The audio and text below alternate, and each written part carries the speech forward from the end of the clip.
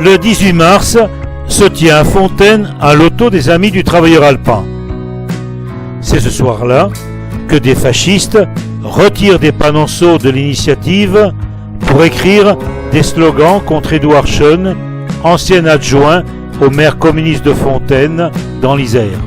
Dès qu'elle a eu connaissance de ces invectives haineuses accompagnées de croix gammées évoquant Drancy, Auschwitz, le retour vite, juif coco, race de merde, judéo-communiste, grille, chambre à gaz, viva il Duce, viva Mussolini à bas le communisme, la section de Fontaine, rive gauche du Drac du Parti communiste français réagit.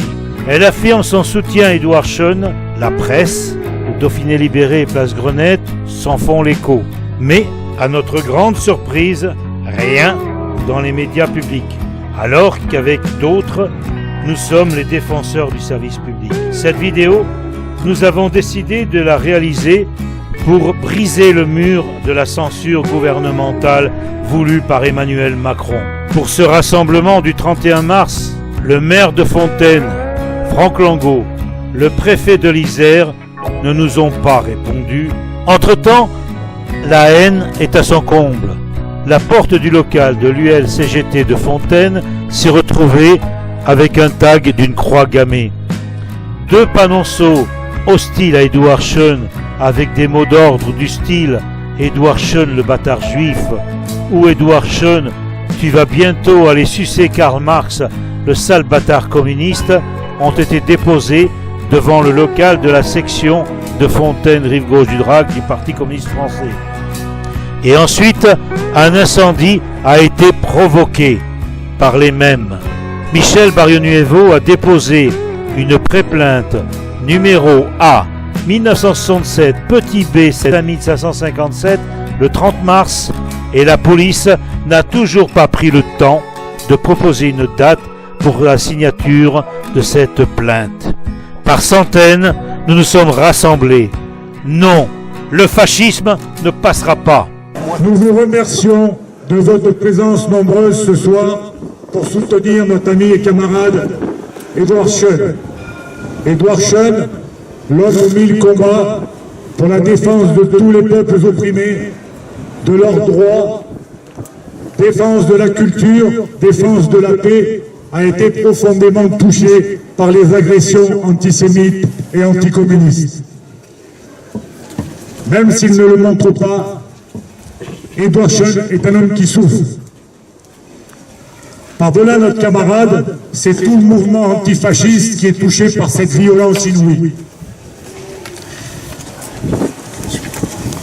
Un air nauséabond flotte sur Fontaine.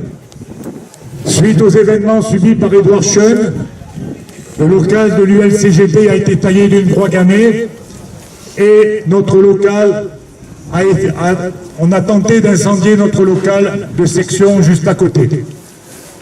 Si je fais un rapprochement entre tous ces événements, c'est qu'à côté des cendres qui étaient devant la porte de la section, on a retrouvé des tracts visant clairement notre ami et camarade Édouard Schoen. Nous avons rendez-vous aujourd'hui pour dénoncer ensemble ce qui relève de l'apologie du nazisme. Et nous remercions toutes les associations qui sont venues soutenir Édouard et condamner ces faits infâmes. Je les cite dans l'ordre de leur arrivée. Le PCR de Fontaine, le Parti communiste de l'Isère, la CGT Fontaine,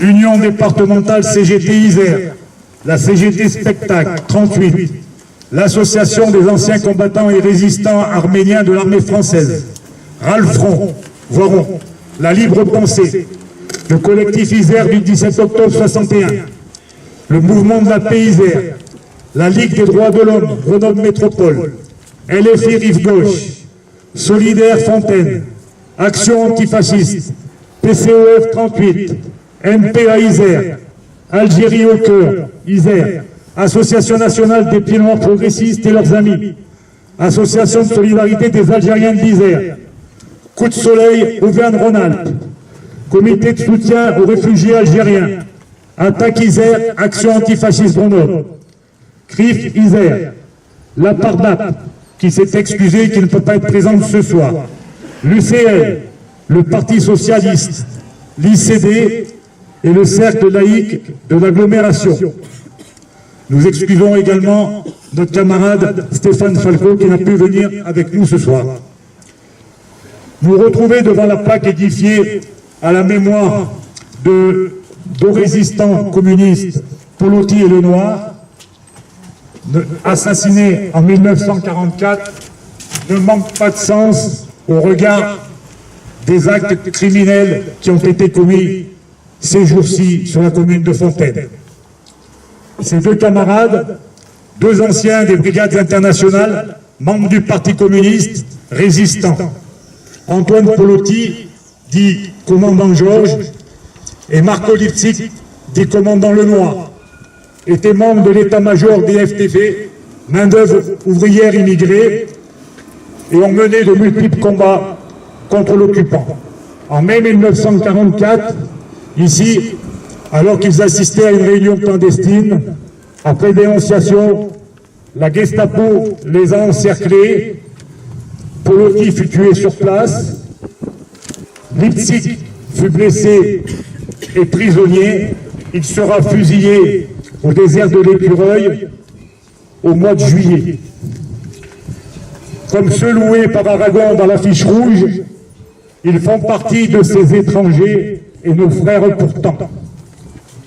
Nul ne semblait vous voir français de préférence, les gens allaient sans yeux pour vous le jour durant, mais à l'heure du couvre-feu, des doigts errants ont écrit sous vos photos « Mort pour la France ».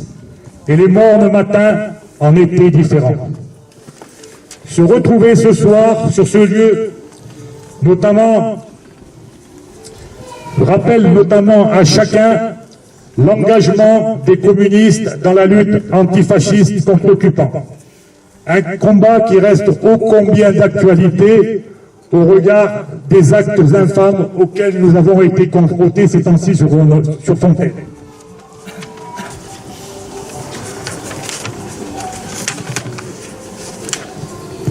Au passage, nous ne pouvons que nous interroger sur les raisons qui ont conduit l'actuel maire de Fontaine de supprimer l'hommage public qui est rendu chaque année à Poloty Lenoir le 17 mai. Nous remercions aussi le maire de Fontaine de ne pas avoir répondu à notre demande d'occupation de l'espace public et nous mettre dans une situation qui vous met en danger.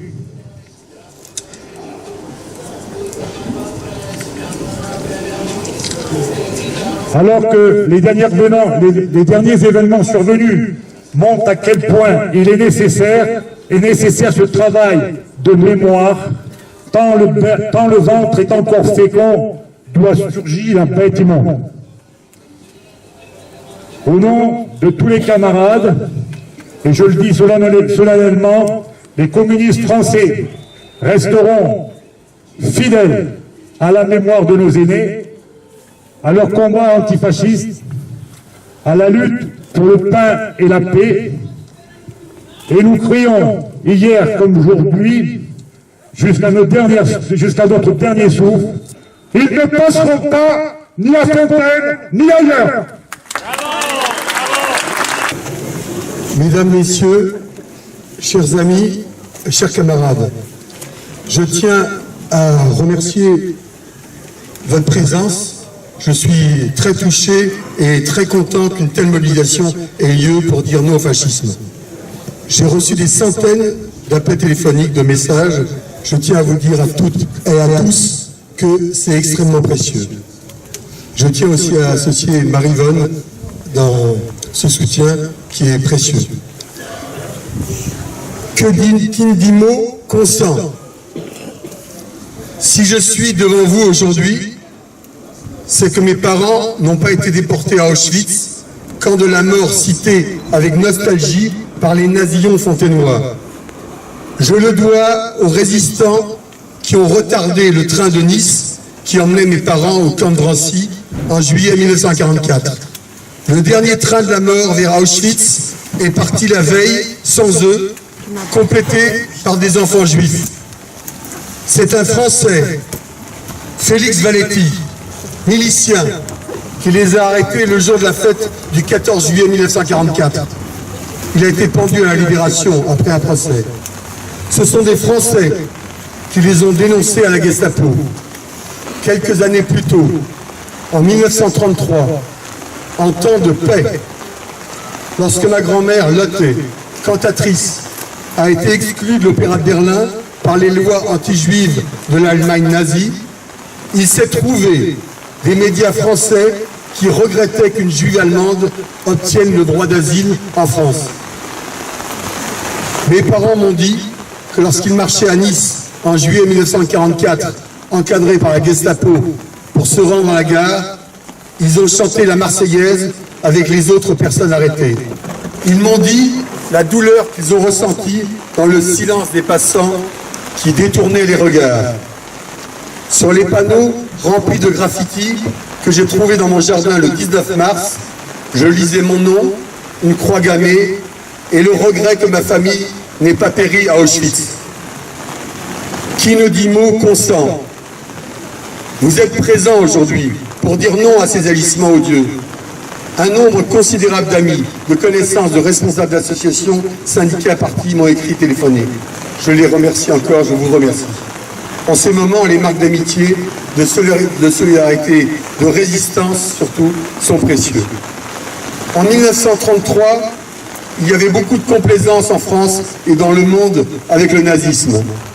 En 1944, s'il y avait encore beaucoup de monde non engagé pour résister à l'occupant, d'une manière ou d'une autre, la résistance était forte et combattait l'ennemi. Notre présence ici est un hommage à celles et ceux qui ont donné leur vie pour une France libre. En 2023, il faut gagner une tolérance zéro au racisme, à l'antisémitisme. Je le dis haut et fort, car il n'y a pas si longtemps, en 2019, à la sortie du palais de justice de Grenoble, Franck Sinisi, qui était élu Front National au conseil municipal de Fontaine, condamné en appel pour racisme contre les Roms, m'a menacé de mort devant 2 témoins. Ma plainte a été classée sans suite. Je souhaite que nous soyons de plus en plus nombreux à ne rien laisser passer au quotidien lorsque nous sommes témoins de propos racistes sous une forme ou une autre. Des dirigeants de notre pays au plus haut niveau sont issus de la fachosphère. 89 élus de la nation font partie du groupe RN. Cela libère la parole de nostalgiques de Mussolini, d'Hitler, d'amis des fascistes au pouvoir en Europe. Et hélas, des dirigeants politiques locaux, dits du centre ou de droite, se taisent lorsque les actes fascistes doivent être condamnés, peut-être par opportunisme électoral. Je n'oublie pas évidemment que j'ai été visé par un individu ou une bande fasciste comme juif et communiste.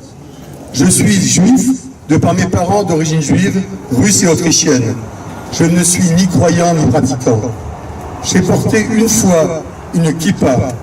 Ce fut le 26 juillet 2014 lors d'une manifestation à Grenoble pour la solidarité avec les habitants de Gaza bombardés par l'armée israélienne. Cette kippa, œuvre de l'artiste Émeric Luisset, était découpée dans un tissu de kéfier palestinien. Je suis communiste, ayant adhéré aux jeunesses communistes l'été 1963 et je fêterai mes 60 ans d'adhésion à la fête du travailleur alpin. J'ai adhéré sur le sol de la RDA dans un voyage d'amitié franco-allemande marqué par la solidarité internationale.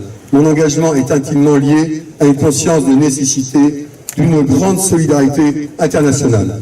Agissons tous ensemble, dans le rassemblement le plus large, contre la haine, le racisme, l'antisémitisme, pour la paix, le progrès social, la poursuite de la tradition française d'accueil, bien mise à mal, pour des moyens à l'école publique, à l'éducation populaire. Dans le prologue de la résistible ascension d'Arthur Huy, Bertolt Brecht dit « Vous apprenez à voir au lieu de regarder. Bêtement, agissez au lieu de bavarder. Voilà ce qui a failli dominer une fois le monde. Les peuples ont fini par en avoir raison, mais nul on doit chanter victoire hors de saison. Le ventre est fécond, doit surgir la chose immonde. Merci.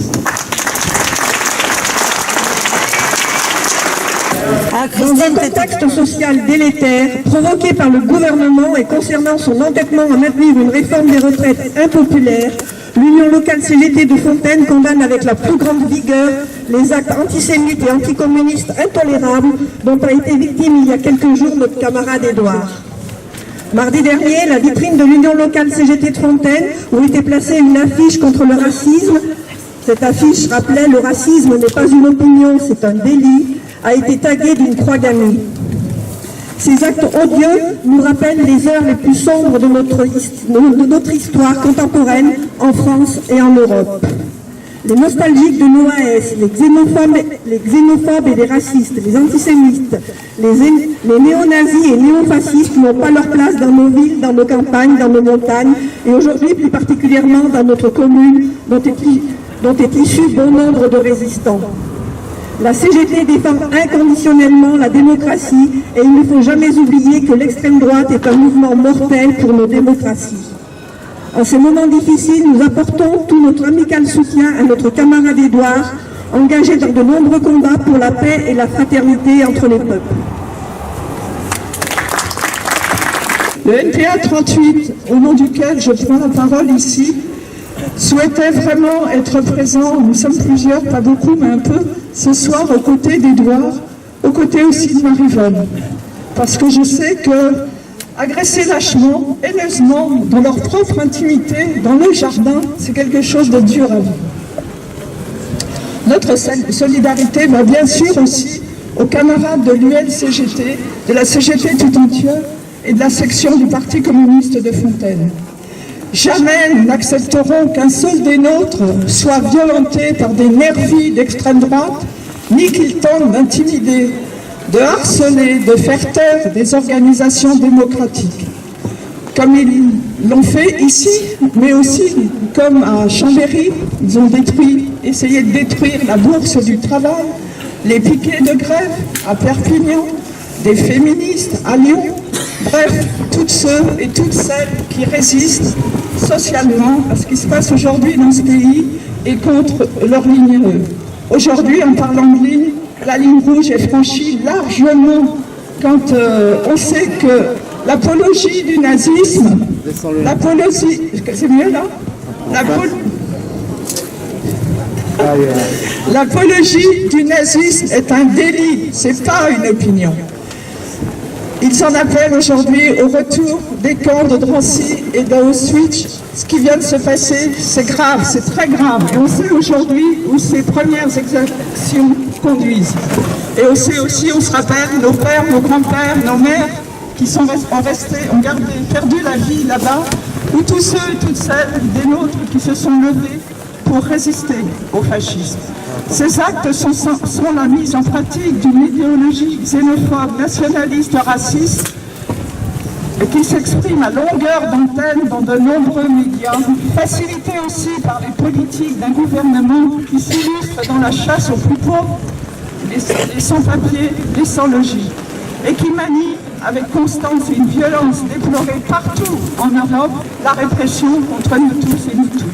C'est pour ça que nous saluons l'initiative des camarades de la CGT et du PC que vous avez prise aujourd'hui de nous appeler tous et toutes à nous rassembler ici, nombreux, fiers et forts et unis au grand jour face à l'ignoble.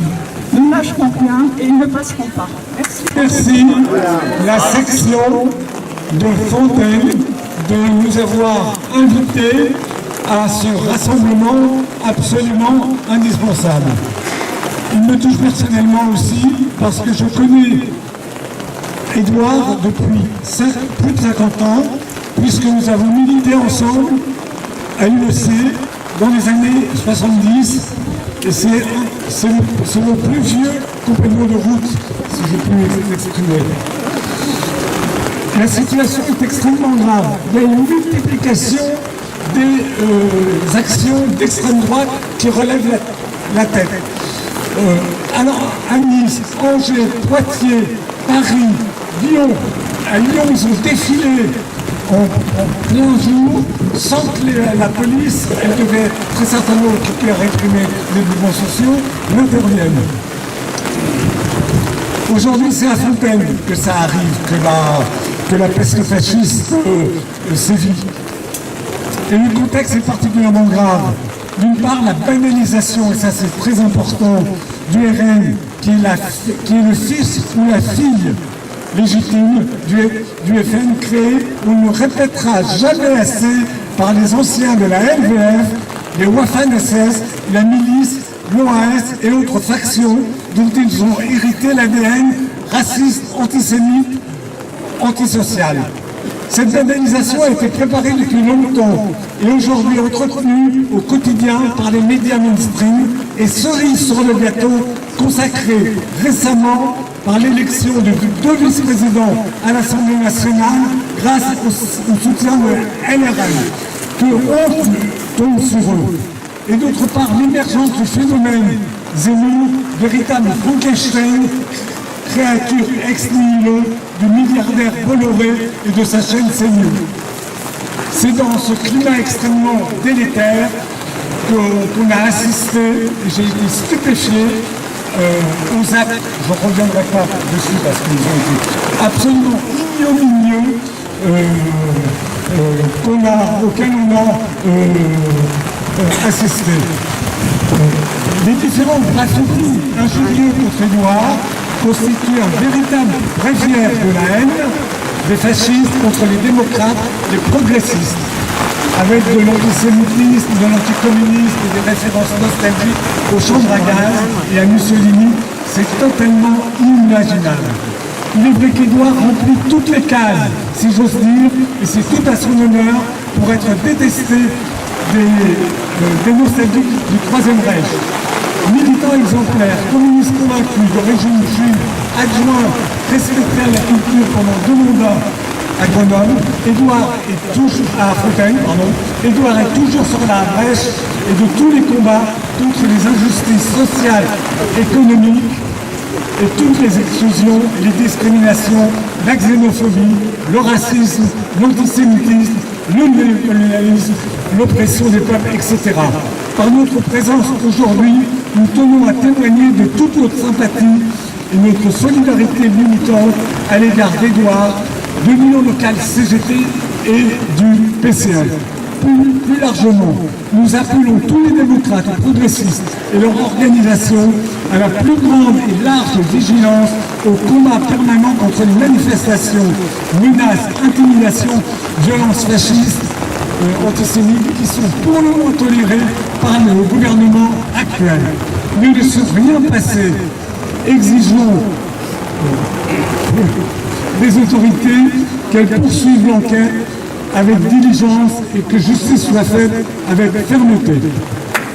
Les attaques commises envers les acteurs de notre camp social. Attaques qui ont ces dernières semaines visé des militants ainsi que des locaux syndicaux. La lutte contre ces idées réactionnaires est toujours d'actualité. L'antisémitisme est un racisme malheureusement intégré dans notre société.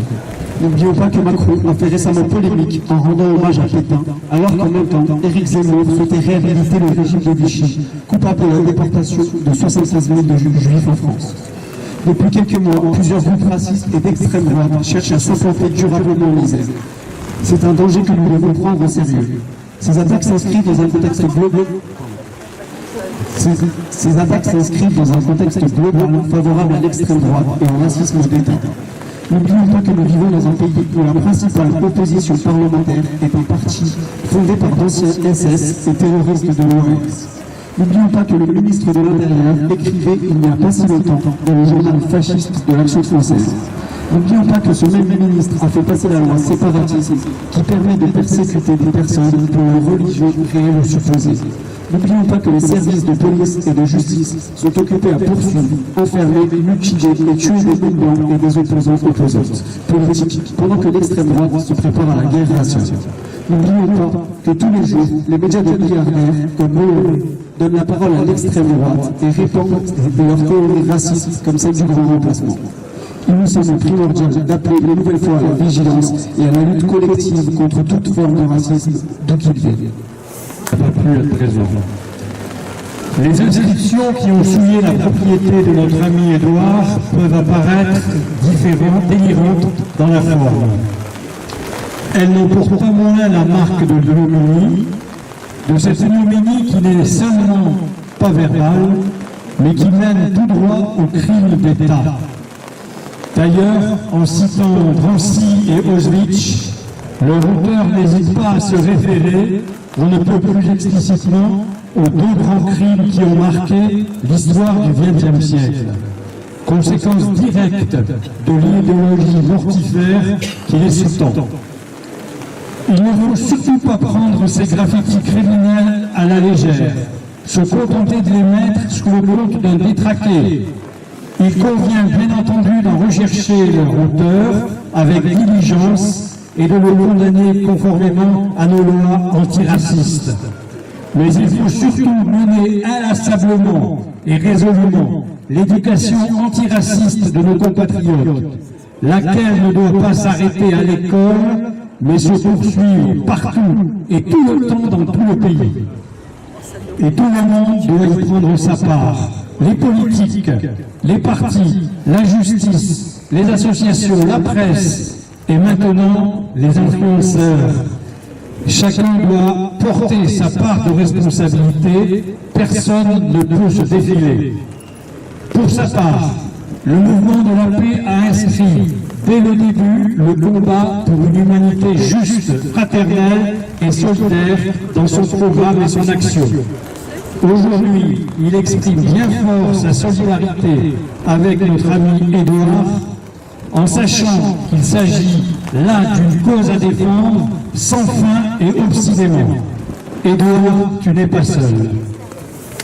Je tiens à remercier la section du PCF de Fontaine et puis l'Union locale pour avoir organisé ce rassemblement, c'est très important. Évidemment, nous assurons toute notre solidarité à Édouard pour ces injures qui sont très graves mais qui sont insoutenables. Et il est important de rappeler ça parce que humainement c'est très dur à vivre. En plus de tout ce qui a été dit, Édouard est aussi un militant anticolonialiste et un militant pour une Algérie démocratique. Et c'est quelqu'un qui est un élément très fort du collectif 17 octobre 61.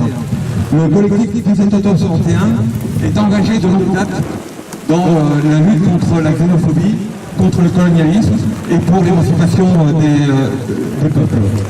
Nous savons à quel point l'extrême droite est active pour propager la haine de l'étranger, des musulmans. Nous savons aussi que les haines peuvent s'ajouter et s'alimenter, que la glorification du colonialisme peut coexister avec la promotion du nazisme, que la haine de l'étranger ou du musulman n'est en rien incompatible avec l'antisémitisme. Qui peut penser qu'il est anodin que Maurice Papon soit préfet de Paris lors de la répression sanglante qui eut lieu le 17 octobre 61 à Paris, alors que son rôle dans la déportation d'enfants est connu depuis, et surtout que son rôle de collaborateur vichysois et ses exploits dans le Constantinople en Algérie étaient connus des pouvoirs de l'époque. Dans un entretien, Adolfo Kaminski, récemment disparu, déclarait à propos des massacres du 17 octobre 61, le contexte de guerre, la torture, le couvre-feu imposé à une partie de la population, le racisme d'État, la véritable chasse aux saucières, le massacre non reconnu par les autorités, tout cela me rappelait ce que j'avais vécu sous Vichy. Le regretté Maurice Rafchus, qui se définissait comme un historien de la répression, lui qui avait échappé de justesse à la rafle du Veldiv alors qu'il avait 14 ans, faisait le lien entre la rafle du Veldiv et les agissements de l'extrême droite aujourd'hui. À Perpignan, le maire RN Mualio a décidé de baptiser une esplanade du nom de Pierre Fergent, qui est un ancien dirigeant de l'OAS, qui a fomenté des attentats anti-républicains. Comme le note une tribune d'historiens de renom parue il y a quelques jours dans la presse, la réhabilitation du passé colonial et des combattants de l'Algérie française est un cheval de Troie de l'idéologie d'extrême droite. La tribune se concluait par « Réhabiliter les criminels, c'est réhabiliter leurs crimes. Et réhabiliter ces derniers, c'est créer les conditions de leur répétition. » Mais là, cette conclusion ne saurait suffire. Car si c'est un problème grave que de baptiser une esplanade du nom d'un membre de l'OAS, une organisation terroriste et criminelle, il y a un problème encore plus inquiétant, qui est la non-intervention des pouvoirs publics. Cela nous ramène à ce qui nous réunit ici. L'agression dont a été victime notre camarade Édouard doit être dénoncée avec force. Et votre présence montre que la société est prête à se mobiliser là-dessus. Mais nous attendons des pouvoirs publics qu'ils prennent la mesure de ce qui s'est passé et ne fassent pas preuve de silence ou de complaisance. Ne rien dire et ne rien faire contre ces crimes, c'est créer les conditions pour que soient commis des faits encore plus graves. Nous attendons que les responsables et les commanditaires de ces actes soient recherchés activement, retrouvés et sanctionnés avec une sévérité exemplaire. Solidarité Édouard. À bientôt, merci. La FMD, Fondation pour la mémoire de la déportation. Notre président aujourd'hui empêché, c'est donc moi, Antonine Rousseau, fille de déportés, mort de déportés, résistant, mort en déportation. Mesdames, Messieurs, chers amis, Mesdames, Messieurs les élus, Édouard, mon ami, mon camarade. Nous sommes aujourd'hui rassemblés autour d'Édouard pour lui témoigner notre soutien, pour s'insurger, se révolter contre l'agression qu'il a subie sur notre commune, chez lui. Injures antisémites, injures anticommunistes, injures aux déportés. À quelques jours de la commémoration des assassinats d'Antoine Pelotti et du commandant Lema, de Paul Vallier et de Génie Bock, assassinés par la Gestapo ou la milice aux ordres de Vichy, je m'interroge. Encore et toujours, je m'interroge. Nom des rues à Fontaine, école, lieu public, crèche, le passé de cette belle et sombre histoire, ce passé est présent dans notre vie.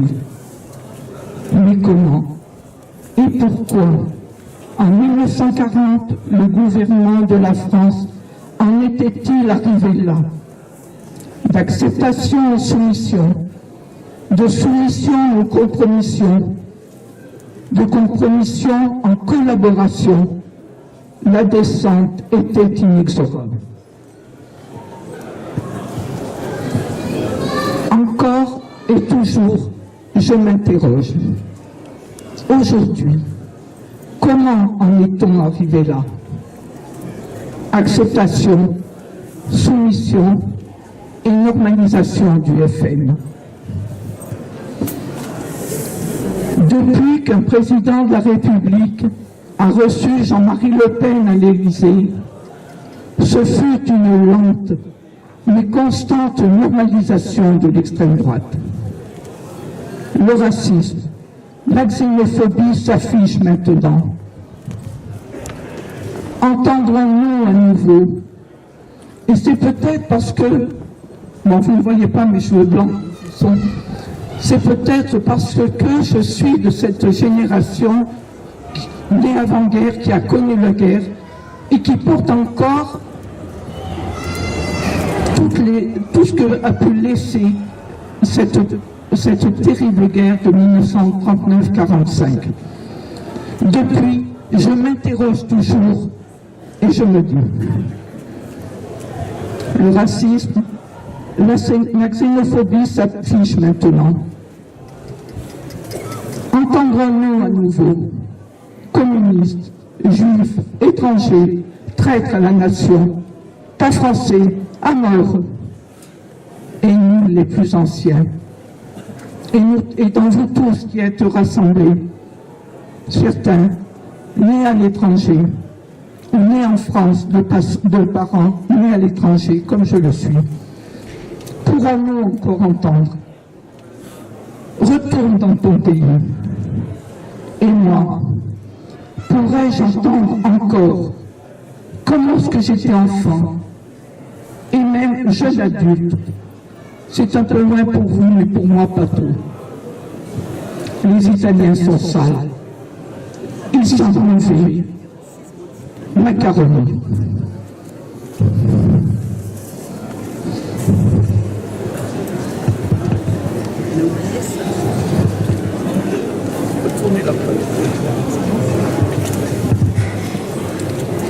Macaroni, ils prennent le pain des Français. Après la guerre d'Algérie, à la fin des combats, on l'a entendu pour d'autres. Je l'ai entendu à Fontaine, sur mes élèves. Retourne dans ton pays. Des enfants qui étaient nés de parents maghrébins et qui pourtant étaient nés en France de parents maghrébins. Retourne dans ton pays, comme je l'avais entendu 50 ans plus tôt. Monsieur le maire, le racisme, l'antisémitisme ne sont pas des opinions, ce sont des délits.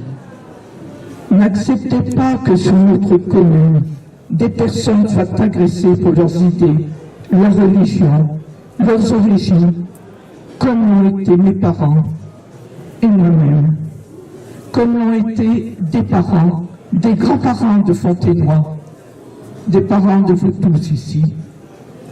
Monsieur le maire, affirmez votre antiracisme, bannissez la xénophobie. Ce combat, mené par les résistants et déportés, se poursuit dans les associations de résistants et de déportés. La FMD que je représente, Fondation pour la mémoire de la déportation, cette association que je représente aujourd'hui, vous demande, monsieur le maire, de prendre position publiquement.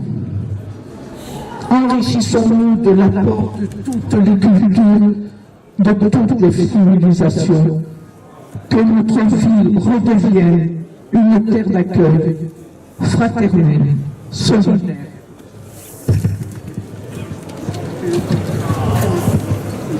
Édouard, au nom de la FMD, je te demande d'accepter notre soutien et de croire en notre amitié. Monsieur le ministre de France. Bonjour à toutes et à tous, bonjour les camarades. Je prends aujourd'hui la parole pour la JC de l'Isère, les jeunes communistes. On a eu beaucoup d'interventions aujourd'hui pour nous rappeler l'importance de la mémoire et l'importance de la commémoration des luttes antifascistes qui ont eu lieu et qui ont toujours lieu, qui existent et qui vivent. Moi, ce que j'aimerais vous rappeler aujourd'hui et ce que j'aimerais qu'il soit présent, même si je pense que ça l'est dans toutes nos têtes, c'est l'importance du combat de classe qui se joue aujourd'hui entre ce gouvernement capitaliste et ses chiens de garde, les fascistes. Aujourd'hui, le mouvement progressiste et les personnes qui sont présentes aujourd'hui ici, nous voyons bien, sont là pour revendiquer notre appartenance à un contre-modèle de société, quel qu'il soit. Contre ces capitalistes et contre leurs chiens de garde, il est important aujourd'hui de marteler encore une fois notre appartenance à la mouvance antifasciste et le fait qu'ils ne passeront pas, comme le camarade Willy l'a dit tout à l'heure. Il est encore une fois toujours plus important de s'organiser ensemble, et la jeunesse et les autres mouvements le font dès aujourd'hui et doivent continuer à le faire. La nécessité de cette organisation est aujourd'hui une nécessité qui devient plus que vitale. Il en va de la survie de notre société face à tous les problèmes qu'elle encourt. Voilà. Merci. Eric Ours. Bonjour à tous, bonjour à toutes, chers camarades. Tout d'abord, au nom du Parti communiste français, de l'association départementale des élus communistes et républicains de l'Isère, nous condamnons fermement les inscriptions antisémites, anticommunistes que tu as eues envers toi, mon camarade Édouard. Je tiens à réaffirmer ici, devant la stèle de 2 héros de la liberté, du combat contre le nazisme, avec force toute la solidarité et notre soutien sans faille au combat contre les idées de l'extrême droite de notre camarade Édouard. Et aussi à l'ensemble des démocrates qui luttent dans le monde contre l'émergence de ces idées nauséabondes. Aujourd'hui, alors que notre pays vit un mouvement social historique, que des millions de Français sont dans la rue pour revendiquer la justice sociale, et l'extrême droite cherche à s'opposer en recours.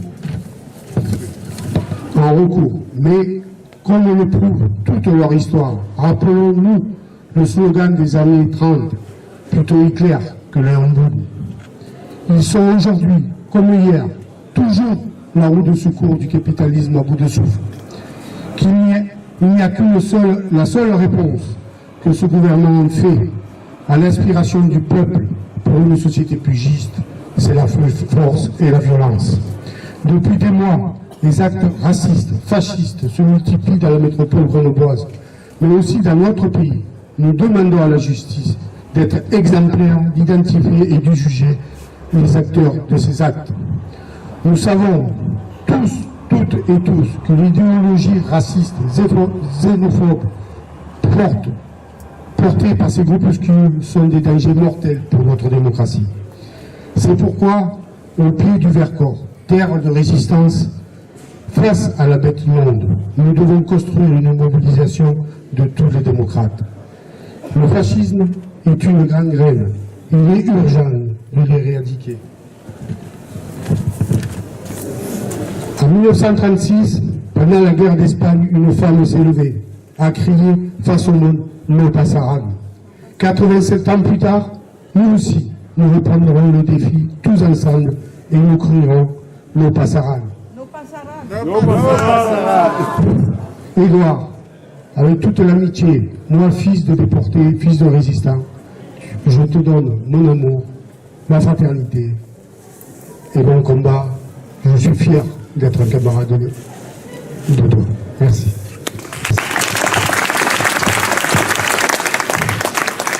Chers amis, chers camarades, ce rassemblement est maintenant terminé.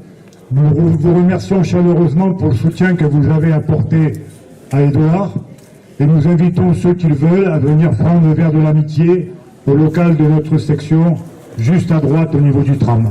Montez de la ligne, descendez des collines, camarades. Sortez de la maille, les fusils, la mitraille, les grenades. Oh, et artisans, ouvriers, paysans, c'est l'alarme. Ce soir, l'ennemi connaîtra le prix du sang et des larmes. Le jour de gloire est arrivé. Entre nous de la tyrannie, l'étendard sanglant élevé, l'étendard sanglant élevé. Entendez-nous dans nos campagnes, rugir ces féroces soldats qui viennent jusque dans nos bois, égorger nos fils et nos compagnes. Aux hommes citoyens, partigiano, partigiano, bella ciao, bella ciao, ciao, ciao, partigiano, portami via, che mi sento di morire, c'est la lutte finale.